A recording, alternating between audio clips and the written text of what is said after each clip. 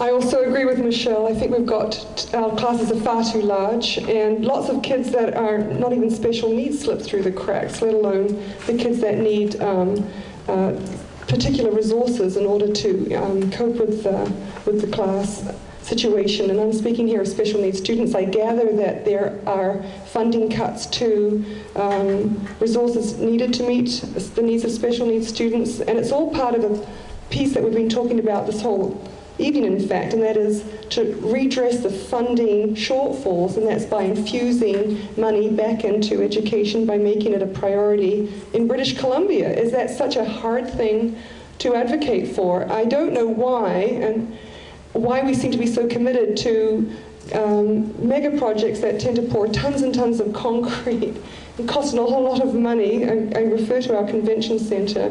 Why it's so easy to spend money there and somehow be so reluctant to do the right thing for our children. Lots of other countries put lots of more resources into their kids, and it is money well spent. We've got to get past this business that somehow we've got to be so reluctant and about education funding in all of its facets, and I think it's time to recommit to the public education system, make it a robust one, and that means meeting all those needs in a really prioritized fashion.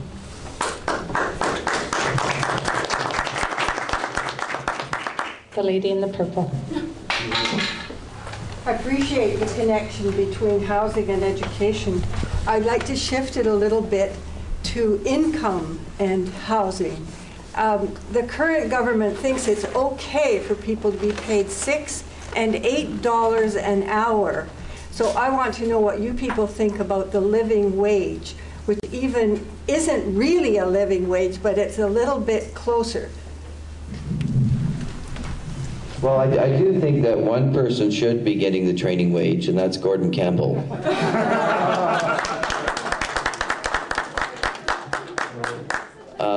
I think the training wage should be abolished. I think $6 an hour is too low to live on in a province like this. It's very expensive to live here. Many of my constituents are paying $1,100 for one-bedroom apartments in Lower Lonsdale. So I don't think you can really afford to own an apartment at that. So I believe the minimum wage should be $10 an hour. And we need to lower the taxes for small business so they can adjust to that. British Columbia lags far behind every province in Canada. The NDP, my party, we are committed to raising the minimum wage at $10 an hour and providing small business with a one-year tax holiday to allow them to transition. That's my thought. I've just talked a lot about this on the radio recently. My strong contention is that with a minimum wage that's raised, it enhances the local economy insofar as people have a little bit more money in their pocket, and they can sort of invest that back in the local economy. Gordon Campbell and the Liberals have never been able to countenance raising the minimum wage, whether we're in good economic times or bad economic times. It's always a bad idea for some reason.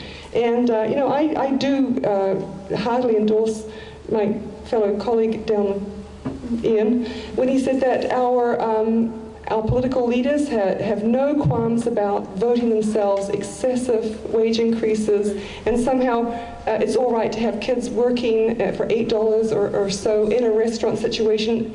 They can't get a purchase in their lives. They end up by living at home for an awfully long period of time. I think the average age of children leaving homes now is 29 in Canada. The minimum wage is not helping this situation.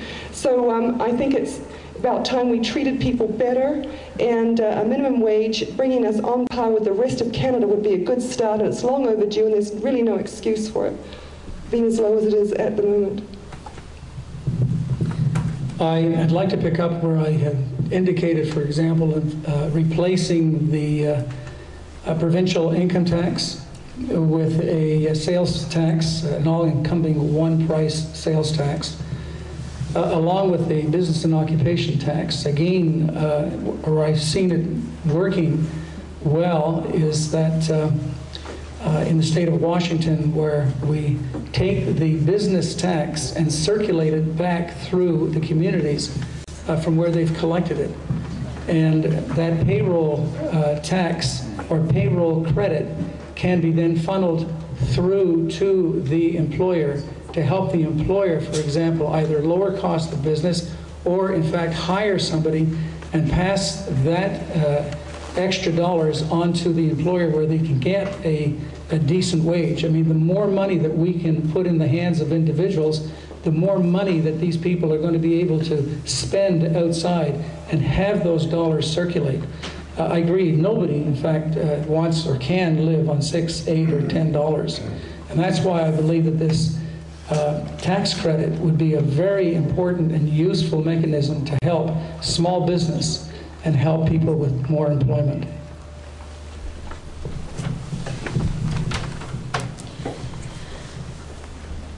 What the Greens have been talking about instead of minimum wage increases is minimum livable income.